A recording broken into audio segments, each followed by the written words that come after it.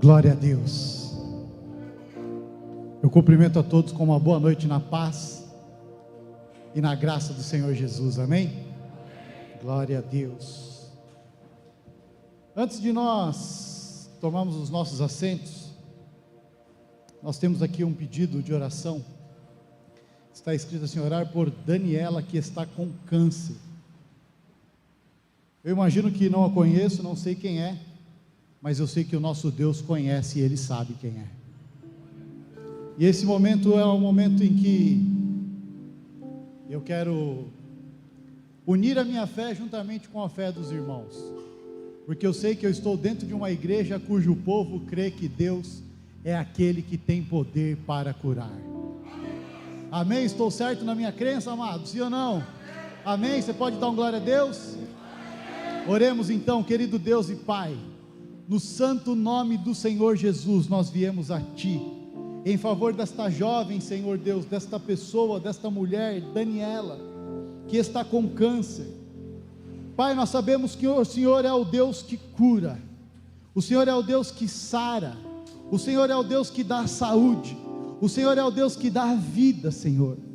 Por isso, neste momento, nós unimos a nossa fé, Senhor, numa voz que clama em favor da vida, uma voz que clama, Senhor Deus, a favor da restauração da Daniela. Pai, põe a Tua mão, vai aonde nós não podemos ir, toca, Senhor, aonde os médicos não tocam, faz o que o homem não pode fazer, Senhor, para que fique evidente mais uma vez, que o Senhor é Deus, e que responde a oração do povo que clama pelo Teu nome. Assim nós oramos no nome de Jesus. Se você crê e concorda, diga amém, diga glória a Deus e aplauda bem forte, exaltando o nome de Jesus. Aleluia! Pode tomar assento, amém, irmãos?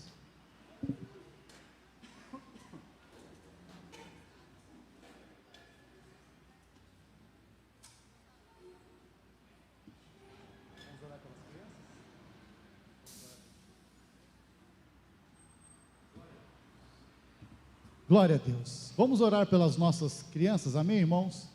Vamos liberá-las para um tempo de comunhão com Deus, de uma ministração de uma palavra que comunique na linguagem que eles compreendem.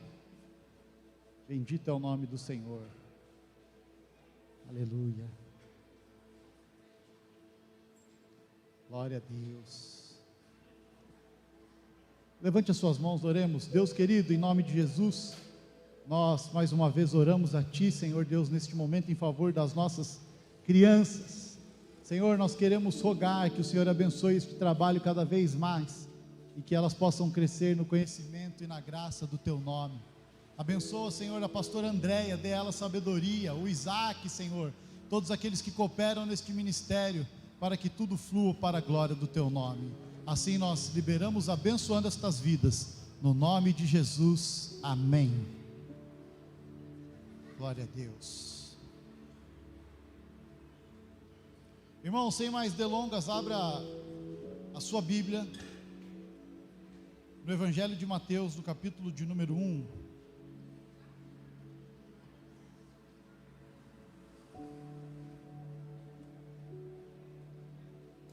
Antes de nós entrarmos na palavra, eu quero manifestar aqui a minha gratidão em nome, meu próprio nome, em nome da minha família, por todos aqueles que intercederam e rogaram a Deus por nós, em favor da nossa recuperação do Covid.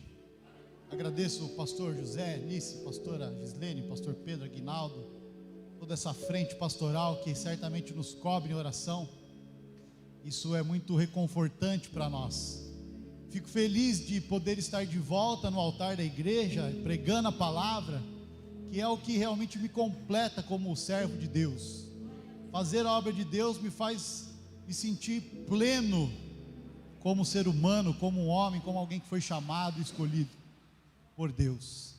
E em especial aqui eu quero mencionar 3 nomes que estiveram me acompanhando quase que diariamente, um talvez diariamente, mas o irmão Henrique, Deus abençoe sua vida, o Juninho, o Wilton. E o irmão Guará. O irmão Guará foi tipo um pastor full time, tempo integral. Ele me mandava mensagem de dia, de tarde, de noite. E aí, pastor, você está bem? Como é que você está? E aí no outro dia ele via: pastor, você vai ficar bom, você vai levantar, você vai... É assim mesmo, ó, essa... Sabe, Guará, obrigado, viu? Você foi um grande consolador. Por mais singelo que sejam as nossas ações, você fez a diferença na minha vida com essa sua preocupação. Então que você possa estender isso aos demais, né? Você cumpra esse chamado que Deus tem derramado na sua vida, amém, irmão? Eu fiquei feliz por isso e quero te agradecer publicamente por isso. Deus abençoe. Amém, irmãos? Usem máscaras. Passem álcool gel, porque ficar com Covid não é bom não. E a gente, graças a Deus, já estava vacinado. Ainda tivemos, o pessoal fala que nós tivemos sintomas leves. Eu fico pensando o que é, pastora Solange, ter sintomas pesados, porque os leves já foram pesados. Eu não quero ver os pesados não, irmão. Quero ter saúde, quero ter pulmão pleno, quero ter respiração completa, quero poder estar na igreja, quero poder servir a Deus, servir aos irmãos, estar aqui porque aqui é o nosso lugar. Amém, irmãos? Glória a Deus. Irmãos, no final do ano nós fazemos alguns propósitos, sim ou não? Quem aí fez seu propósito para 2022? Oh, glória a Deus, eu também fiz o meu. E um dos meus propósitos, eu quero revelar para vocês. Quantos querem saber? Só 2 pessoas? Então não vou contar não. Não, vou perguntar de novo. Quantos querem saber? Aleluia. Então isso aqui eu vou contar, tá? Um dos meus propósitos, irmãos, é poder pregar a Bíblia inteira. Só que você precisa ter um propósito fracionado, porque a Bíblia é grande, é comprida, né? Então um dos meus propósitos para 2022 é pregar a Bíblia do Evangelho de Mateus, capítulo 1 até Apocalipse, no seu último versículo. Aí você fala assim: pastor, mas como é que você vai fazer isso? Eu vou explicar para vocês. Todas as vezes que o pastor Pedro e a pastora Gislene me colocar na escala, eu vou pregar um capítulo. Hoje eu vou pregar Mateus 1. Então você já sabe que na próxima pregação vai ser Mateus 2. E depois você já sabe, vai ser Mateus 3. E o meu propósito é ver quantas mensagens eu consigo pregar, se eu consigo pregar todas até o final do ano, porque esse é o meu objetivo. Para que com isso, irmãos, a gente possa mergulhar na palavra, entender mais detalhes da Escritura de forma sequencial. Quantos aqui têm o hábito de ler a Bíblia? Quantos já leram a Bíblia completa? Quantos querem ler a Bíblia completa? E quantos querem ouvir todas as pregações de todos os capítulos e todos os versículos da Bíblia? Então esse foi o meu propósito, pregar cada capítulo, versículo a versículo. Lógico que eu vou ter o bom senso de não ficar marretando a palavra, né? Não é só pregar, mas marretando, porque é igual hoje, do capítulo 1, do versículo 1 ao 17, fala de genealogia. E aí se eu for pregar genealogia, ó, nome por nome, explicar contexto e tudo mais, nós vamos precisar de uns anos com tipo 1120 dias. Então eu vou pegar os pontos que são os pontos essenciais, para que a gente possa discorrer a palavra. E aí uma coisa que eu quero mencionar é o seguinte, irmãos: existem 3 tipos de pregação, 3 tipos de estrutura de sermão, 3, que são os mais convencionais. Pode ser que hajam outros, mas dentro do estudo sistemático, são 3. O primeiro é a pregação temática, como a pregação que nós tivemos aqui no Natal, devolvendo o Natal ao seu verdadeiro dono. Então tem um tema e aí o pregador prega em cima do tema. Por exemplo, se você vai pregar sobre fé, fé é o tema, então você vai buscar textos que vão te dar embasamento e vai falar sobre fé. Essa é a pregação temática. O segundo tipo de pregação é a pregação textual. Então você pega um texto, você observa quais são os principais tópicos desse texto e prega o texto, certo? Por exemplo, ora, a fé é o firme fundamento das coisas que se esperam e a prova, o fato daquilo que não se vê. Então você pega esse texto e você pega os pontos do texto e prega. Firme fundamento, o que é o firme fundamento? E usa exemplos e vai fazendo essa pregação. Esse é o tipo de pregação textual. E o terceiro tipo de pregação é a pregação expositiva, que você pega versículo a versículo e você vai fazendo a exposição deles, o que diz, o contexto, a história, o porquê, e assim você vai explorando a palavra de Deus e buscando dentro desta exposição as lições que se aplicam à nossa vida cristã. Então pode ser que ora eu faça uma pregação temática, ora eu faça textual e ora eu faça expositiva. A minha preferida é expositiva, mas é a que dá mais trabalho. Então o dia que você vê eu pregando só a temática, você fala assim, o pastor nem sentou para ler direito. O dia que você vê a textual, essa aí é moleza. Por que eu falo isso, irmãos? Porque a expositiva é a que dá mais trabalho. Porque você tem que ir para a Bíblia, você tem que ir versículo a versículo, você tem que se aprofundar. Então toma tempo. E aí eu posso dizer o seguinte, que a pregação expositiva, ela é como o cozinheiro que vai preparar o prato da noite. Você não vê o que ele faz, como ele tempera, você não vê ele matando frango, você não vê ele tirando as penas, você não vê ele escolhendo os temperos, nada disso. Quando você chega, você só vê o quê? O prato pronto, cheiroso, perfumado, saboroso, delicioso. Aí você se senta para comer e só vê essa parte. Mas você parar para pensar o tanto de trabalho que dá para chegar àquilo ali, você vai entender por que esse tipo de sermão é o que dá mais trabalho. Porém, eu posso afirmar com base nisso que ele é um dos mais saborosos. Por quê? Porque é aquele que vem recheado, que traz novidades, que traz curiosidades, que traz pontos importantes da palavra de Deus. Então, essa noite eu preparei um prato especial para vocês, baseado em Mateus 1, e eu quero saber, vocês estão prontos para se deliciar com a palavra de Deus? Aleluia! Vamos lá então, Evangelho de Mateus capítulo 1, nós vamos ler o texto do versículo 18 ao 25.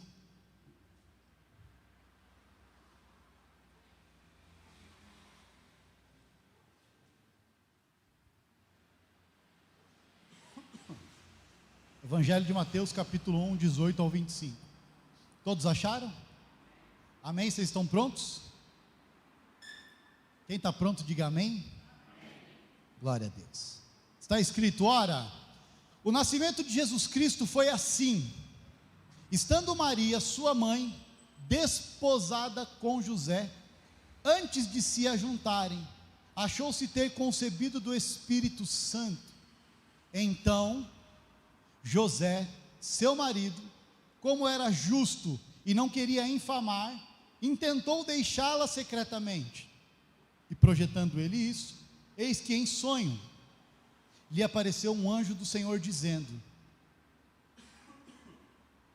José, filho de Davi, não temas receber a Maria tua mulher, porque o que nela está gerado é do Espírito Santo, e ela dará à luz um filho, e lhe porás o nome de Jesus, porque ele salvará o seu povo dos seus pecados. Tudo isso aconteceu para que se cumprisse o que foi dito da parte do Senhor pelo profeta, que diz: eis que a virgem conceberá e dará à luz um filho, e ele será chamado pelo nome Emanuel. Emanuel traduzido é Deus conosco. E José, despertando do sonho, fez como o anjo do Senhor lhe ordenara, e recebeu a sua mulher, e não a conheceu até que deu à luz seu filho, o primogênito, e pôs-lhe o nome de Jesus. Amém, amados? Somente até aqui a leitura, quero que você ore comigo, amém? Querido Deus e Pai, te louvo, Senhor Deus, e te agradeço, porque essa escritura foi preparada para que o seu povo possa crescer no conhecimento, no entendimento da graça do nosso Senhor e Salvador Jesus Cristo. Espírito Santo, agora aquilo que nós usamos como ferramenta, Senhor Deus, vai ter muito mais significativo, vai ter muito mais significado, vai ser mais significativo, Senhor, se a sua unção for conosco, se o Senhor abrir os olhos do nosso entendimento, se o Senhor usar a sua palavra agora, Pai, como um farol para iluminar os nossos olhos espirituais, para abrir, Senhor Deus, os olhos do nosso entendimento e do nosso coração. Por isso, querido Deus, enquanto eu estiver aqui pregando a tua palavra, eu quero pedir pela tua misericórdia, Senhor, que nos alcance neste momento, que nos santifique com a pregação da sua palavra, que nos limpe, Senhor, e que sobretudo, fala conosco aquilo que nós precisamos ouvir, nos revela a sua palavra, Senhor, e nos ensina, Senhor, o que nós podemos extrair dessa escritura, para aplicar na nossa vida, para viver uma vida que te agrade, que se alinhe com o teu plano, Senhor, para que em tudo o seu nome seja glorificado, e para que a nossa alegria no Senhor seja completa. Eu oro e peço a Ti, no nome de Jesus, amém. Irmãos, do capítulo 1 de Mateus, do versículo 1 ao 17, como eu já mencionei anteriormente, vai falar sobre a genealogia de Jesus Cristo. E Mateus, ele começa a fazer a descrição da genealogia, bem também como Lucas o faz, para destacar da onde é que está descendendo este bebê que vai nascer, da onde ele vem, porque ele está chegando. Então ele começa dizendo: olha, genealogia de Jesus Cristo, e a primeira pessoa que Mateus menciona é Abraão. Abraão. Por que Mateus menciona Abraão? Porque Abraão é aquele camarada que foi escolhido para iniciar a linhagem de Jesus Cristo. Foi em Abraão que Deus fez a promessa: olha, de ti sairão reis, de ti sairão famílias, multidões, de ti sairá o filho da promessa. E quando nós olhamos para Abraão, nós observamos que há uma tipologia do Deus Pai e o Filho, porque Deus lhe pede Isaque, o filho da promessa, em sacrifício. E Abraão como pai, sabendo que Isaque representava tudo aquilo que ele sonhou, tudo aquilo que ele esperou por quase 100 anos da sua vida, ele assim ainda resolve sacrificá-lo. Nós conhecemos a história. Abraão sobe com o menino, e quando chega na hora do sacrifício, o pequeno Isaque olha para o pai e fala: pai, nós temos o altar, pai, nós temos a lenha para o holocausto, nós temos o cutelo para imolar, pai, mas cadê o cordeiro, pai? E aí Abraão responde: Deus proverá para si o cordeiro, vai deitando aí, meu filho. E eu fico imaginando a carinha de Isaque: pai, Deus vai prover para si o cordeiro, então por que é que o Senhor está me colocando deitado no altar? Calma, meu filho, tenha fé. E quando Abraão vai levantar o cutelo para desferir um golpe no menino que o mataria, um anjo aparece, e logo na sequência um cordeiro aparece, porque Deus viu que Abraão amou muito mais a Deus do que o seu próprio filho. Quando Paulo vai falar deste Abraão, ele fala que Abraão creu que Deus era poderoso para ressuscitar Isaque dentre os mortos. Então, irmãos, olha só, esta é a marca do homem que Mateus descreve, um homem de fé que cria que Deus era poderoso para ressuscitar o seu filho dentre os mortos. Então ele começa dizendo: Jesus, filho de Abraão, filho daquele que vai passar por o sacrifício, filho daquele que vai ressuscitar, ou filho daquele que creu que Deus tinha poder para ressuscitá-lo dos mortos, quando ainda não havia nenhum relato disso. E aí, quando nós vamos lendo a genealogia, nós vamos observando que dentre a linhagem que começa em Abraão e vem chegando até Jesus, um rei se levanta e é colocado em destaque, e esse rei é o rei Davi. Davi foi aquele que Deus reafirmou o compromisso: olha, Davi, é da sua linhagem que vai vir um, que vai assentar-se no trono e que vai governar Israel para sempre. O que nós aprendemos com isso, irmãos? Se Jesus é descendência de Davi, Jesus está dentro de uma linhagem real. Então Jesus vai nascer como um rei. Desde o último rei da linhagem né, dessa dinastia judaica. Já fazia 600 anos que ninguém se levantava como um rei para assumir o trono de Israel. E quando Jesus vai aparecer, irmãos, o que nós vamos observar? Que muitos dos judeus que seguem o ministério de Jesus estão na expectativa de levantá-lo como rei. Porque o que eles queriam? Eles queriam alguém que reinasse no povo. Eles queriam alguém que acabasse com o domínio romano, que tirasse os romanos do poder de Jerusalém e que ocupasse os territórios de Israel e voltasse a governar e voltasse a dominar tudo aquilo que era deles de direito. Então essa era a expectativa. Mas esse rei que nós estamos vendo, irmãos, não é um rei que viria para reinar durante um período curto, como Davi reinou por 30 ou 40 anos.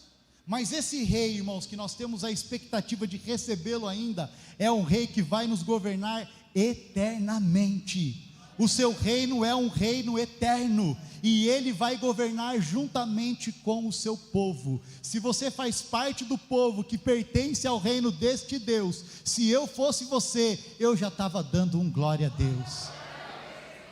É este rei, é dele que Mateus está falando, um rei que vem da descendência de Abraão, que passa pela linhagem de Davi. Aleluia, aleluia. Uma coisa que nós observamos, quando a lista começa em Abraão, que é o pai da raça judaica, e o primeiro a receber uma promessa messiânica. Quando Jesus vai nascer, irmãos, está concentrado nele todas as promessas que os profetas receberam antes do seu nascimento. Um dia Deus falou para Moisés: olha, do meio de vocês eu vou levantar um homem, a ele vocês devem ouvir. Vocês vão ver no céu uma estrela que será o seu sinal. Em Jesus se cumpre todas as promessas que Deus fez desde Abraão até aquele momento. Então isso é o que retrata a genealogia. Um homem que vem através de uma linhagem de homens de fé, de sacerdotes e de reis. E elas se concentram em Jesus. E a partir do versículo 18,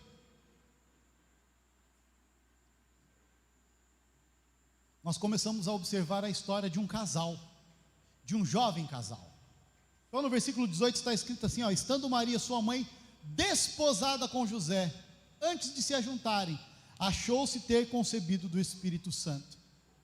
Mateus está relatando que neste momento, Maria ainda não era casada com José, ela estava desposada por José. O que significa isso, irmãos? Dentro da cultura judaica, há um momento em que os judeus eles fazem os votos do casamento. Então o homem ele chega até a família da mulher, ele vai pagar lá uma porcentagem, ele vai fazer uma espécie de empenho pela vida daquela mulher, separando ela então como noiva, e a partir daquele momento se inicia o noivado. E dentro da cultura, para que a mulher pudesse ser considerada casada de forma definitiva com o marido, depois desse período eles tinham que esperar 1 ano. Então em primeiro lugar o homem chegava, como é que fala quando paga, irmãos?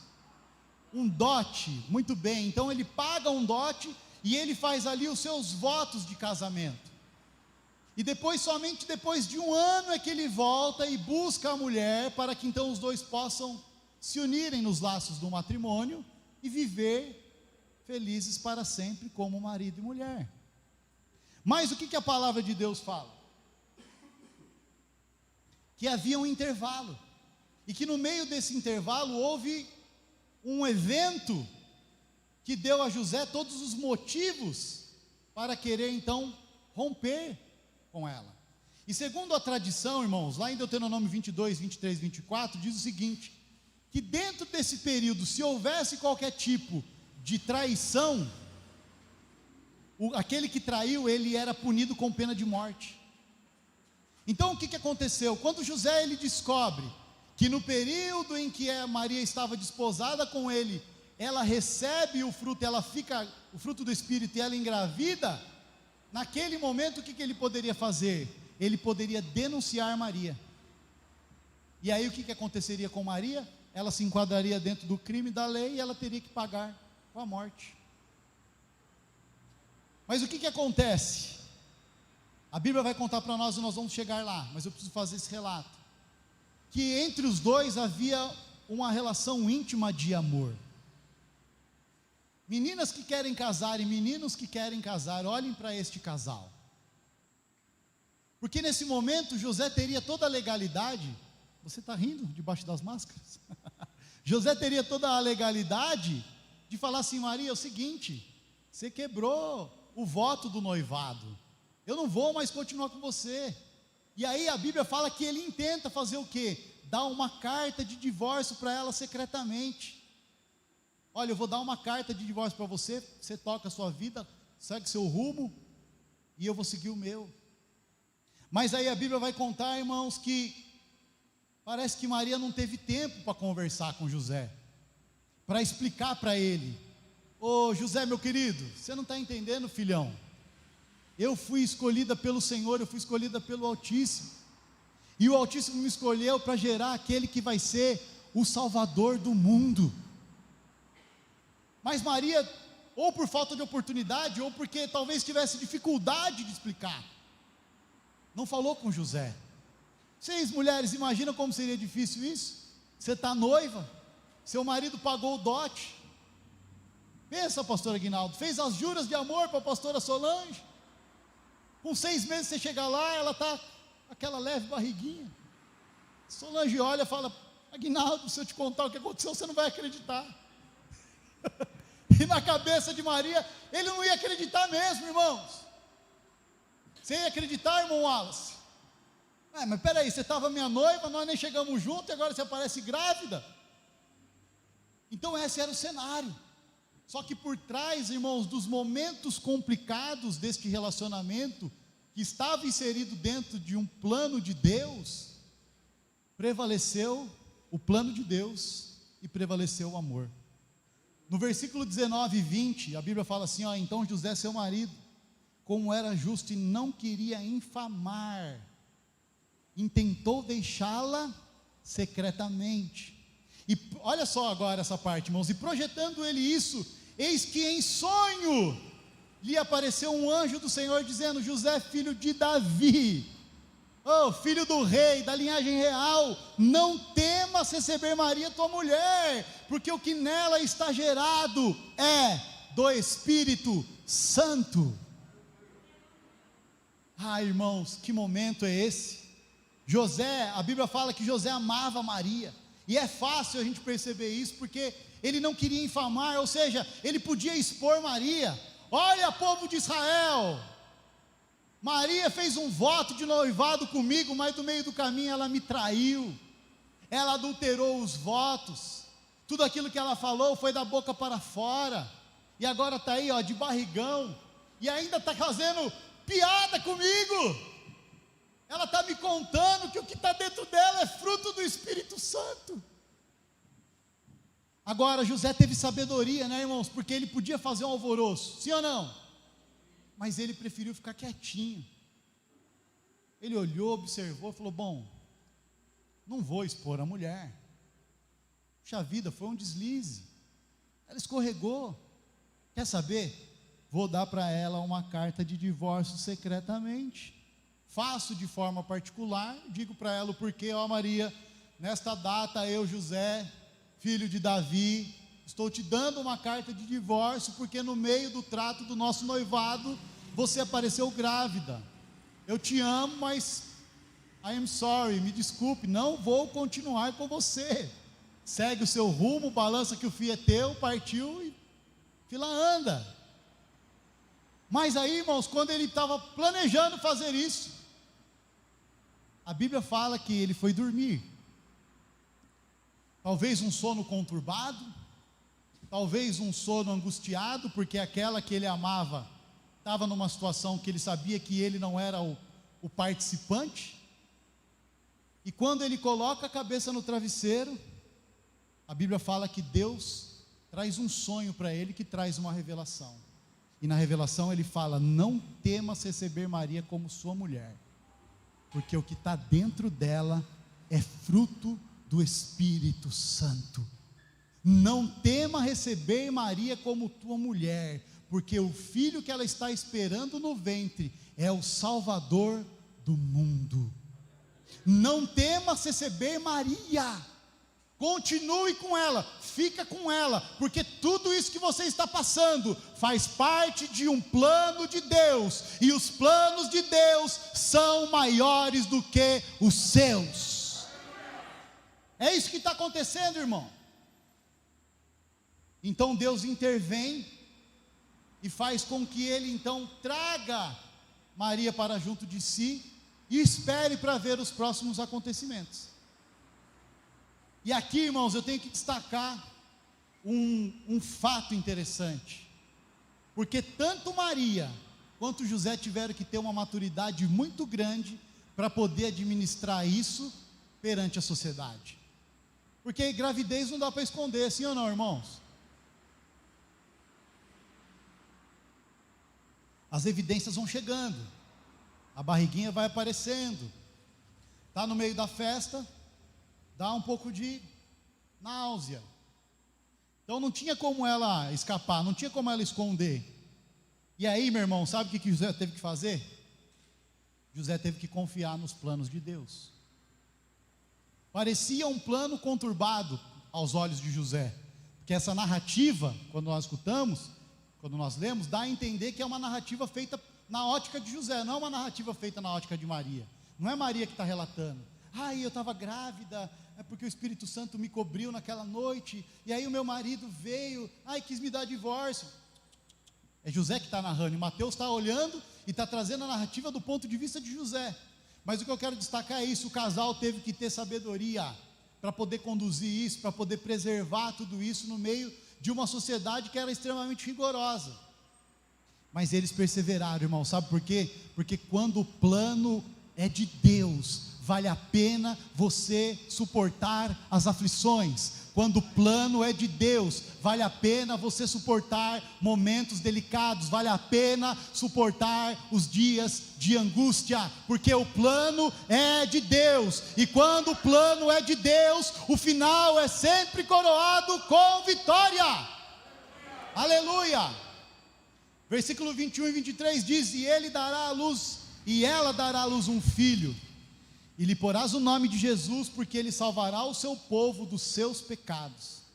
Tudo isso aconteceu para que se cumprisse o que foi predito da parte do Senhor pelo profeta, que diz: eis que a virgem conceberá e dará à luz um filho, e ele será chamado pelo nome de Emanuel, que traduzido é Deus conosco.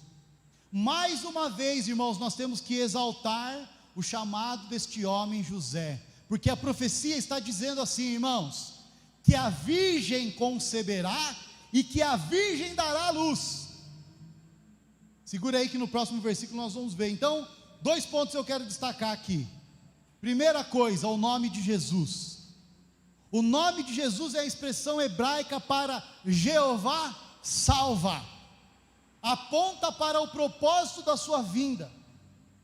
Quando o anjo chega e determina que o nome daquela criança seria Jesus, o anjo estava dizendo: a sua missão, o seu propósito, a sua atribuição divina é ser o salvador do povo de Deus. E do que é que Jesus vai nos salvar? Dos nossos pecados, irmãos. O pecado que foi gerado lá atrás em Adão por conta de uma desobediência precisava de uma intervenção divina, precisava salvar o homem da queda, e Jesus está sendo então enviado com este propósito: salvar homens pecadores como eu e como você da queda, salvar homens pecadores como eu e você da ausência da presença de Deus. O que Jesus veio fazer, irmãos, é criar uma reconexão entre nós e Deus, nos salvando das garras do pecado. Então, quando o anjo fala, esse é o nome dele, ele traz a evidência: ele é o Salvador do mundo, coloquem nele o nome de Jesus. Não foi uma escolha de Maria, não foi uma escolha de José, foi uma escolha de Deus. Ele vai se chamar Jesus, porque ele será o Salvador do povo de Deus e o salvará dos seus pecados. Então lembre-se, todas as vezes que você pronunciar, todas as vezes que você mencionar o nome de Jesus, você está dizendo: Deus salva. Deus salva. Deus salva. O outro nome que traz como expressão, irmãos, Jesus não é chamado em nenhum momento por esse nome, mas esse nome ele está inserido aqui, quando o anjo diz: olha, a virgem conceberá e dará à luz, e ele será chamado pelo nome de Emanuel. Esse nome de Emanuel está escrito no Evangelho de Mateus, que ele foi usado para descrever a pessoa de Jesus como o Filho verdadeiro de Deus. Ele será o Emanuel, ele será o Filho de Deus, ele será a representação de Deus conosco. Então Emanuel traduzido, Deus conosco.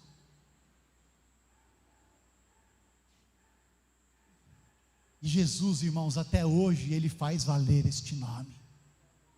Quando ele fala assim na sua promessa: olha, aonde estiverem 2 ou mais pessoas reunidas no meu nome, ali eu, sabe por quê? Porque ele é Emanuel, Deus conosco. Ele é Emanuel, o Filho de Deus. Quero dizer uma coisa para vocês, igreja: nós não estamos sozinhos nessa jornada, nós temos do nosso lado Emanuel, e se Emanuel está conosco, Deus está conosco. Então me ajuda a pregar agora. Olha para a pessoa que está do seu lado.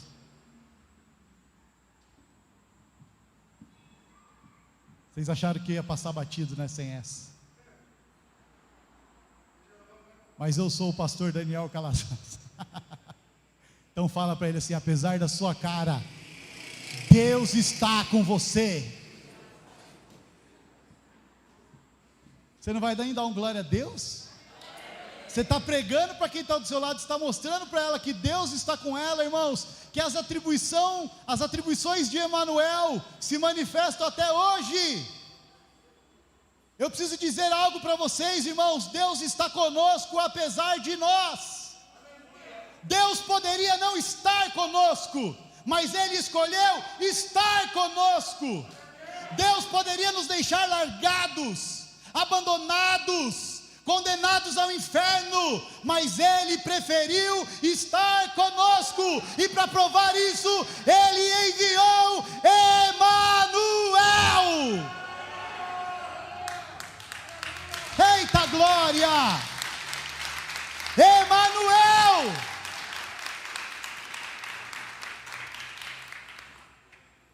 Olha, irmãos, a pregação expositiva, ela tem essa característica. Ela é meio cansativa.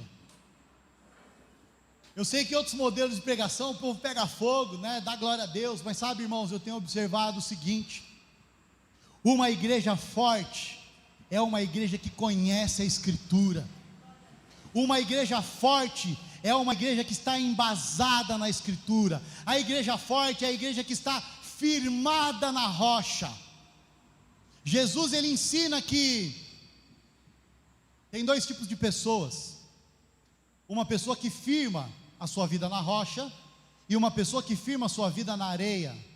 Aquela que firma na areia, ela não aguenta prova, ela não aguenta tribulação, ela não aguenta aperto. Por quê? Porque ela não tem base, ela não está firmada, ela não tem alicerce, os pés dela não estão firmados, porque está na areia. Vem a água e leva, vem o vento e leva, vem o lobo e pega. Agora, aquele que está firmado na rocha, esse aguenta chuva, esse aguenta provação, esse aguenta aperto, aguenta aflição, ele aguenta tudo, porque a base dele é firme, é rochosa, é sólida.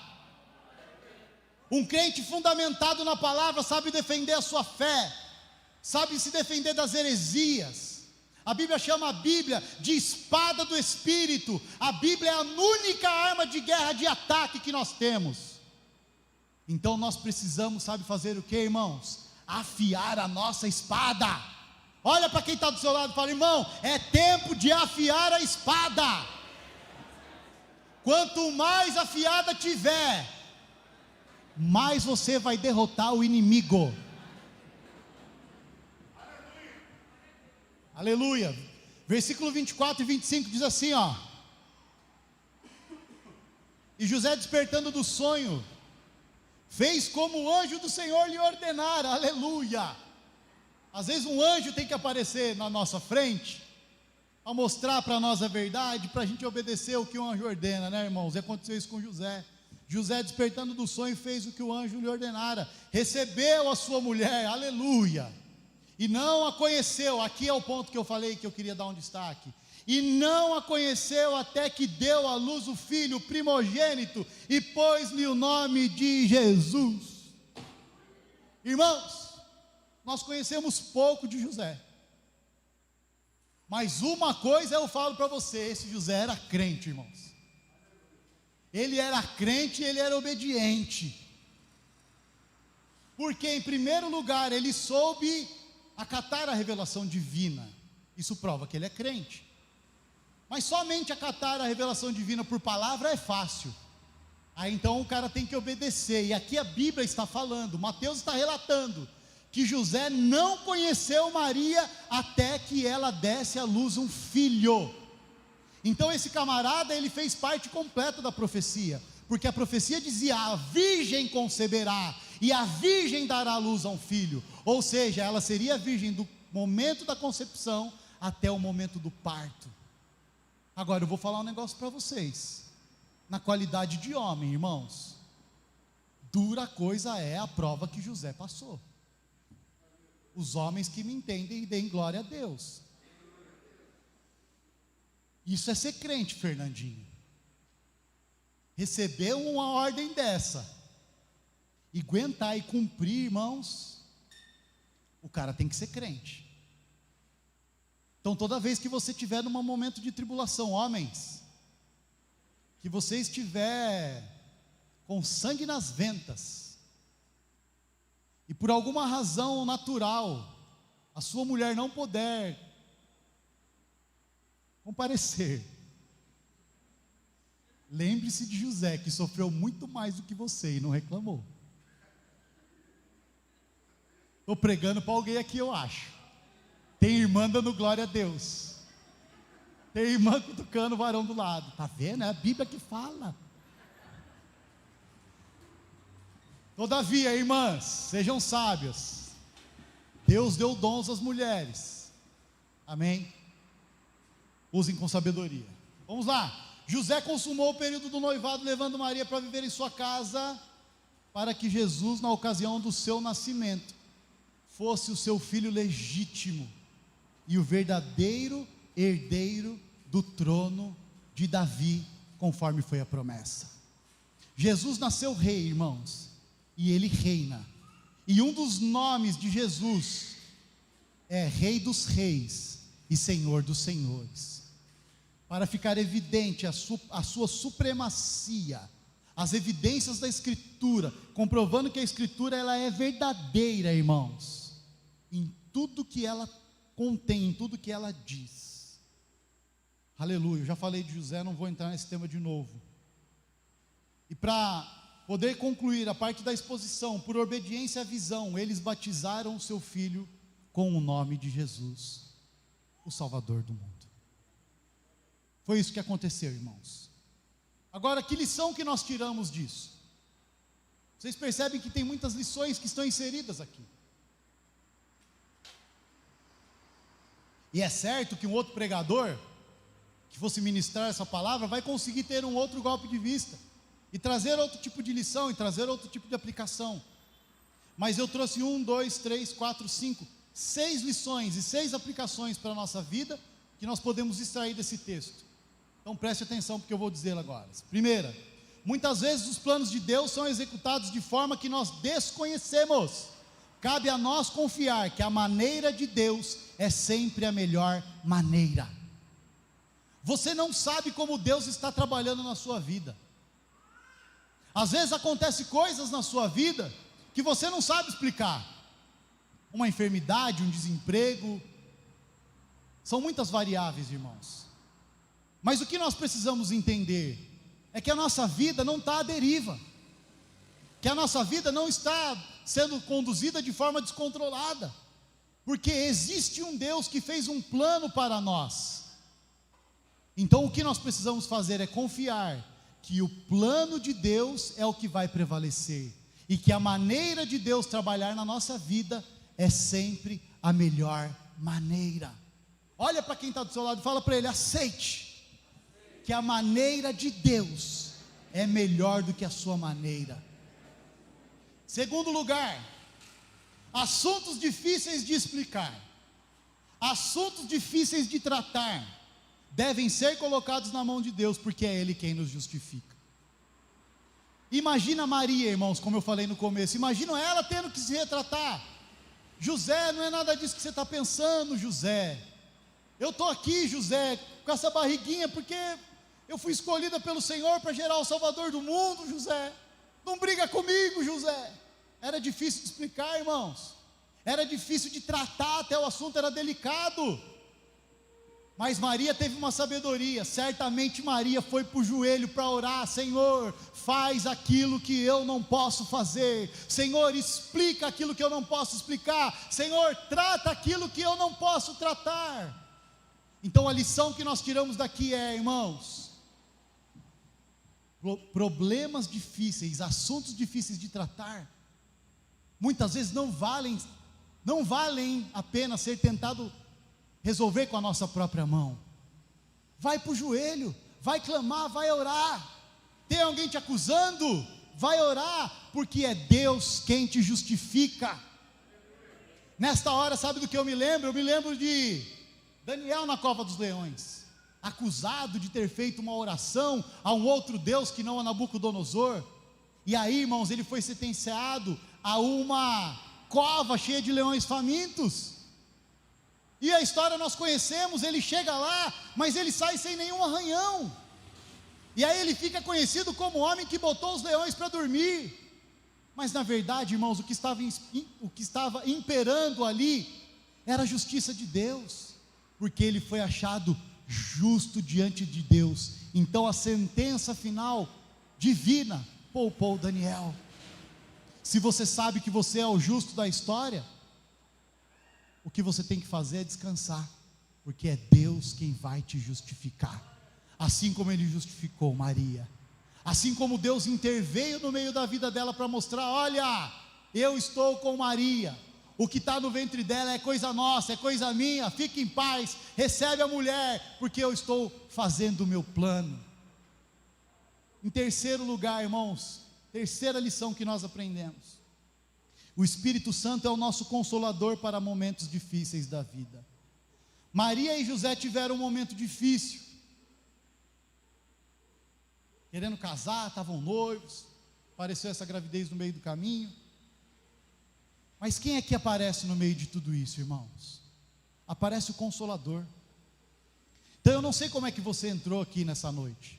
Eu não sei se você está passando por um momento de aflição, se você está passando por um momento de angústia. Eu não sei se você de repente está precisando de um momento inspirador, de ânimo. Eu quero declarar para você que o Espírito Santo é o seu Consolador, e que na hora certa Ele vai entrar na sua vida, e Ele vai te trazer a revelação que você precisa. Talvez esse momento seja hoje, talvez o Espírito Santo esteja usando esta palavra para te consolar, para mostrar que Ele está cuidando da sua vida, que Ele está te dando amparo. Então saiba, meu querido, saiba, minha querida, que para momentos difíceis da vida, nós podemos contar com o auxílio do Espírito Santo. Em quarto lugar, quando Deus escolhe alguém, Ele chama. Vou repetir isso: quando Deus escolhe alguém, Ele chama.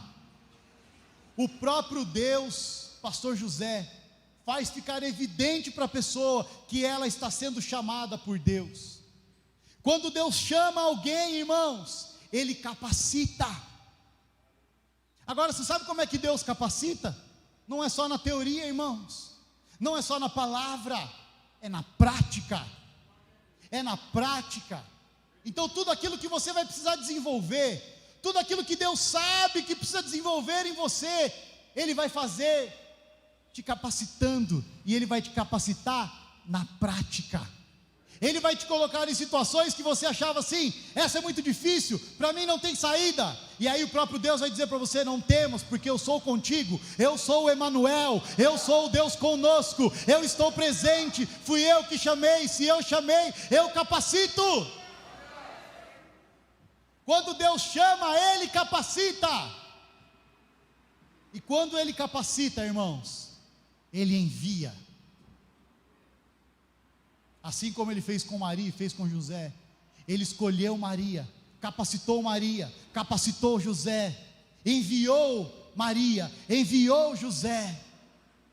E quando Ele chama, Ele capacita. Quando Ele capacita, Ele envia. E quando Ele envia, irmãos, Ele cuida. Deixa eu dizer algo para você: Deus está cuidando de você. Deus está cuidando de você desde a hora que você acorda até a hora que você dorme. Deus está cuidando de você no seu trajeto para o seu trabalho. Deus está cuidando de você no seu trabalho. Deus está cuidando da sua casa. Deus está cuidando da sua saúde. Deus está cuidando de você. Aleluia, aleluia. Quinto ponto: Deus sabe quem é que Ele tem que escolher. Deus sabia, irmãos, que tinha que ser Maria. Deus sabia que tinha que ser José. Deus sabia que eles suportariam o processo. Deus sabia que eles iriam resistir, porque por trás de tudo aquilo que ele estava vivendo tinha um propósito. E eu preciso dizer algo para você nesta noite, com base nisso: Deus não errou quando Ele escolheu você. Deus sabia que Ele podia te chamar. Deus sabia que Ele podia te capacitar. Deus sabia que Ele podia te enviar, porque Ele cuidaria de você. Irmãos, Deus sabe quem é que Ele escolheu. Deus sabe como é que nós vamos responder ao nosso chamado. Deus sabe os filhos que Ele tem. Os pais sabem os filhos que têm.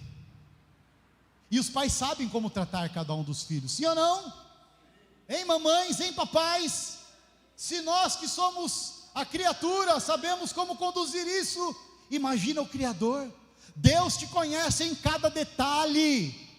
Deus sabe como você vai resistir às provas. Deus sabe como você vai resistir às provações. Deus sabe como você vai resistir às tentações. Por isso Ele sabe que Ele não errou quando Ele escolheu você. Me ajuda a pregar, prega para quem está do seu lado, fala para ele: Deus sabe quem Ele escolhe, e Ele não errou quando escolheu você. Deus acertou quando te escolheu. Fala para ele: Deus acertou quando te escolheu. Viu, Paulinho? Deus acertou quando te escolheu, meu irmão. Ele acertou. Ele sabe o filho que tem. Ele conhece o filho Paulo. Fique em paz. Por último, você está inserido nos planos do Deus Altíssimo. E a batalha que você enfrenta, você não está sozinho. Porque, como eu disse, um dos nomes das atribuições de Jesus é o Emanuel, é o Deus conosco. Então, se você quer chegar a um novo nível na sua vida, você não vai chegar sozinho, Deus vai estar junto com você. Se você quer chegar num novo nível de intimidade, de um relacionamento com Deus, é com Deus que você vai crescer, e Ele está junto com você. Qual é o próximo passo que você quer dar na sua vida? Deixa eu te falar uma coisa: é junto de você, é junto com você, é com você. Deus não te deixa sozinho. Ele te chama, Ele te capacita, Ele te envia e Ele cuida. Sabe por quê? Porque Ele vai junto. Quando Moisés morreu, irmãos, e Deus falou para Moisés: olha, você vai colocar um sucessor, porque você vai morrer. Então levanta Josué. Moisés morre, Josué é colocado na situação, e Deus aparece para Josué e dá para ele uma palavra. Diga comigo: uma palavra. Uma palavra. Uma. E a palavra foi essa: assim como eu fui com o meu servo Moisés, assim eu serei contigo. Amém, igreja? Vamos nos colocar em pé.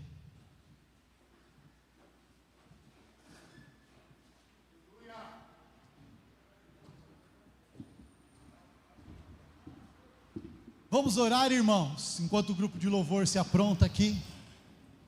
Eu quero te convidar a fechar os teus olhos, a curvar a sua cabeça e a meditar nestas palavras que você acabou de ouvir.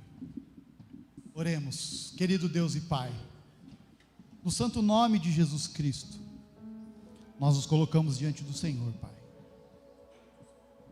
A sua palavra é fiel, e a sua palavra não volta vazia, Senhor. É na sua palavra que nós firmamos os nossos pés. É na sua palavra, Senhor, que nós colocamos a nossa esperança.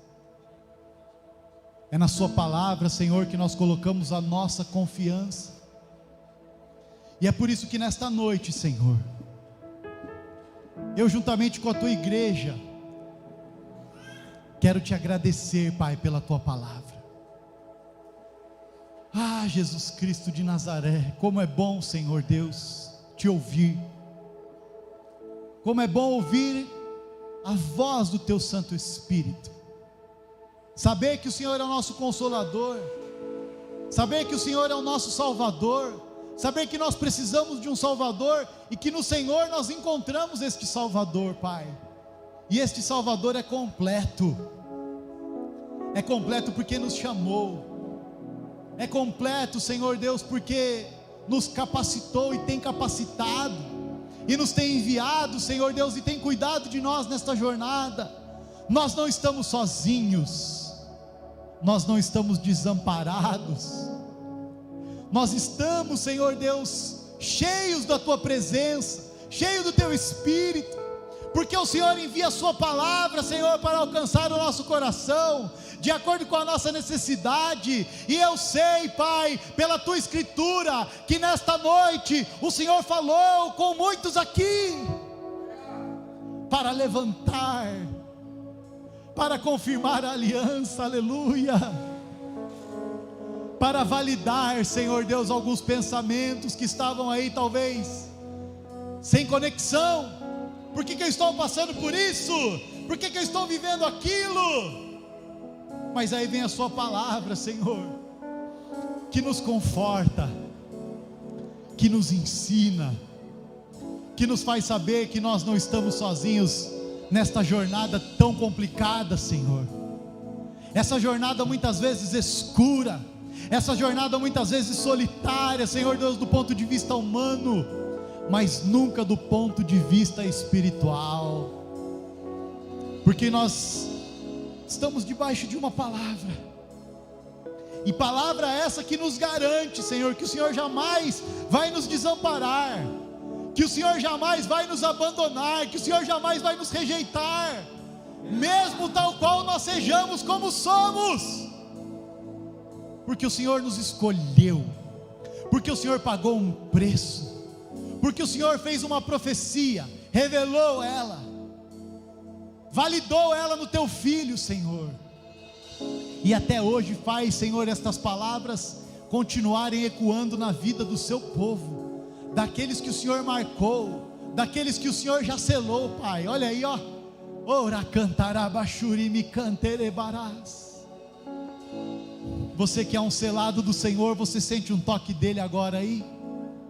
Sente uma presença te trazendo paz, oh aleluia, te trazendo alívio, dizendo para você: não temas, eu sou contigo, não temas, porque eu sou o teu Deus, sou eu quem te levanto, sou eu quem te ajudo, sou eu quem te fortaleço com a destra da minha justiça, assim diz o Senhor. Oh aleluia, louvamos o teu nome, Senhor, louvamos o teu nome, aleluia. Deus conosco, Deus sempre presente, meu amigo eterno, inseparável, o Criador que se vestiu da criação, Emmanuel.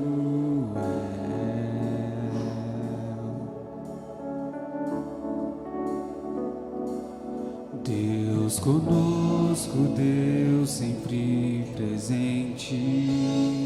Aleluia. O meu amigo eterno, inseparável, o Criador que se vestiu da criação,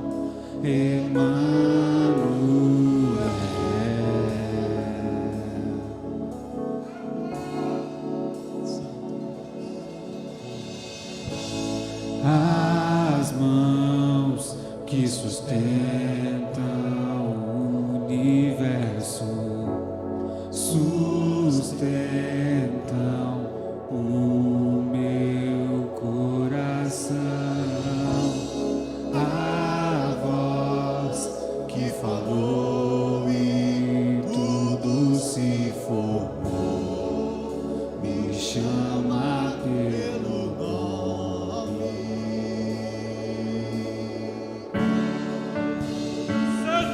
Oh, aleluia.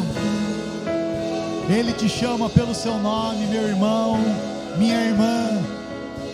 Você é conhecido, você é conhecida de Deus. Oh, adore a Ele, exalte a Ele que cuida de você.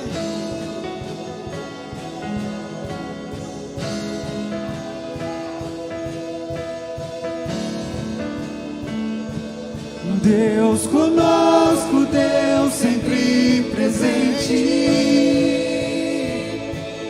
Meu amigo eterno, inseparável, Inseparável, o Criador que se vestiu da criação, Emmanuel.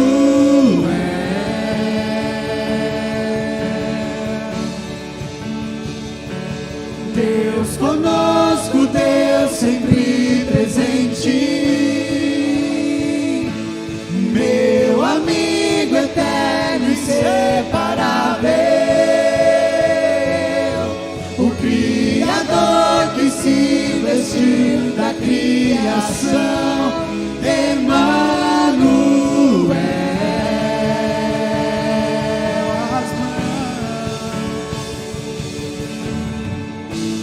As mãos que sustentam o universo sustentam o meu coração. A voz que falou e tudo se formou me chama pelo nome.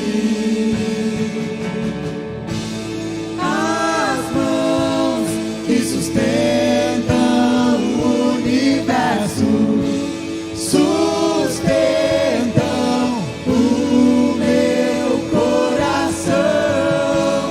A voz que falou e tudo se formou me chama pelo nome. me chama. Oh, aleluia. Aleluia, nesta noite o Senhor te chama.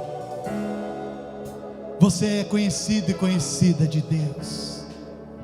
Saiba que Deus preparou um plano para você, um propósito que o Senhor tem na sua vida. Talvez um propósito que você ainda não consiga enxergar neste momento. Talvez um propósito que você ainda não consiga compreender nesse momento. Mas você sabe que o Senhor está te chamando. Você sabe que é a hora de você se posicionar. Você sabe que é a hora de você deixar com que este plano tenha efeito na sua vida. Oh, aleluia. E lembre-se que Ele é o Salvador do mundo, o Deus Emmanuel.